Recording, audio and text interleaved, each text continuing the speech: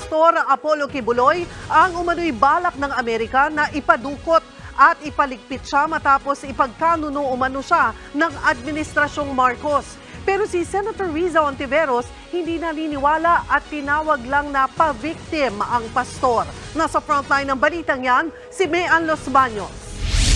Hanggang maaga pa, Bongbong Marcos, Lisa Marcos, Martin Romualdez, bumaba na kayo sa posisyon. Mag-resign na kayo sapagkat hindi hihinto ang tinig na ito habang naririyan pa kayo.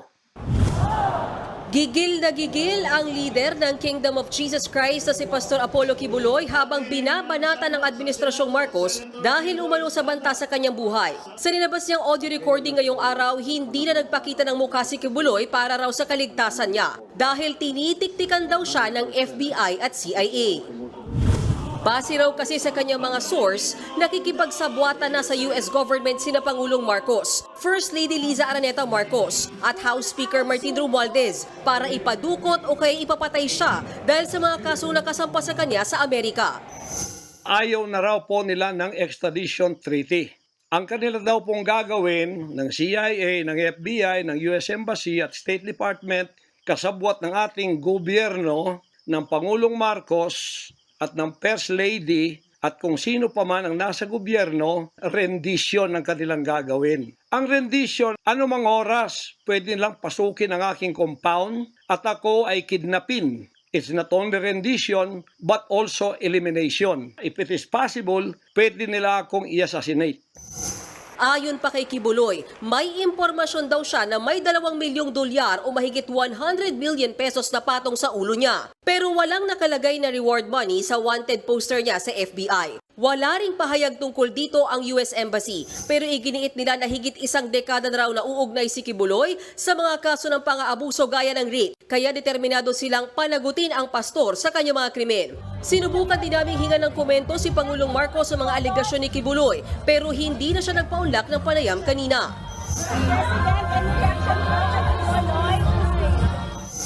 Sa kabuuan, nasa 43 counts ng iba't ibang kaso ang kinakaharap ni Kibuloy sa Amerika. Na-indict na siya sa District Court sa California dahil sa mga kaso ng sex trafficking, fraud and coercion, conspiracy at cash smuggling. Kaya noong November 2021, nag-issue ng warrant of arrest ang korte at isinama siya sa most wanted list ng FBI. Depensa naman ng pastor, nakahanda siyang harapin ng mga reklamo pero ilang beses na urong ang pagdinig ng korte sa mga kaso niya. Hindi rin daw nagre-request ang US government sa gobyerno ng Pilipinas para ipa-extradite o i-turn over siya sa Amerika.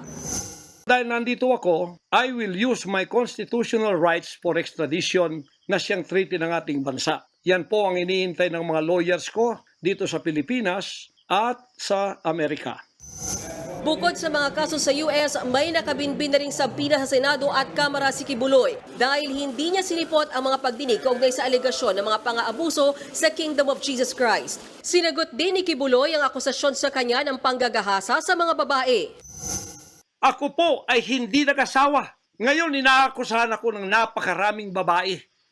Ito po ang kasalanan ko. Pinayaman ako ng Panginoon Diyos, akala nila sa akin. Single ako, kaya pinag-aagawan ako. Pagkatapos na ako ay maghihindi, mapapahiya, ibabaligtad nila sa akin. Pirmado na ni Senate President Juan Miguel Zubiri ang sabina. Kaya babala ni Senator Riza Ontiveros, ipapaaresto na niya ang pastor kung hindi pa rin dadalo sa pagdinig.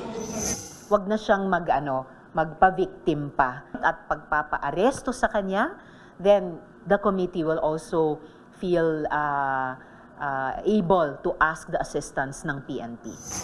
Sa kabila nito, nanindigan si Kibuloy na hindi niya haharapin ang senadora. Mas mainam daw na magharap-harap na lang sila sa korte. Nagbabalita mula sa Frontline, Mean Los Baños, News 5. Kaugnay pa rin ang balitang yan, binweltahan din ni House Speaker Martin Romualdez ang mga akusasyon ni Pastor Apollo Kibuloy na nakipagsabwatan sila ni Pangulong Bongbong Marcos sa Amerika para iligpit siya. Sa isang pahayag, iginiit ni Romualdez na batid niya ang mga paratang na kinakaharap ng pastor partikular sa FBI. Pero hindi raw nila kailanman nilalabag ng Pangulo ang saligang batas. Wala rin daw basihan ang mga paratang ni Kibuloy na nakikipagsabwatan sila ng Pangulo sa ibang bansa laban sa kanya. nililihis lang daw ng pastor ang atensyon ng publiko mula sa mga isyong legal na dapat niyang harapin.